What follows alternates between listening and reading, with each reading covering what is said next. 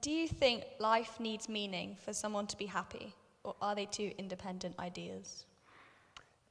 Does life need meaning for people to be happy? Um, we kind of touched on this a little bit at lunchtime. If you missed Niv's talk, then I think is it on YouTube? Yeah, so catch Niv's talk. It was great.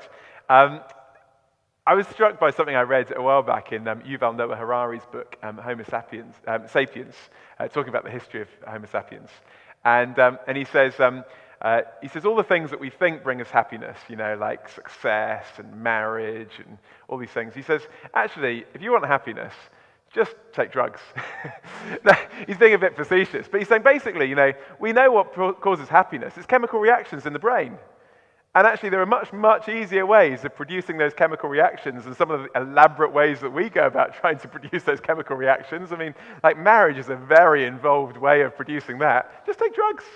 Now, most of us would say, well, okay, no, because why? Because actually, we feel that, well, there's something more, isn't there, than just chemical reactions in the brain. And maybe, as Niv was sharing at lunchtime, there's something more than just experiences of happiness.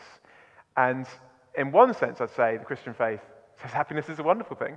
God created us to be able to know and experience joy and pleasure. And one of the problems is actually sometimes we settle for too little, not too much, according to C.S. Lewis, writing about it a few years ago.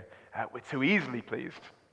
But on the flip side, I'd also want to say that if all we do is live for happiness alone, that is too small a thing. And actually, real happiness is often a byproduct of living for something bigger than happiness itself.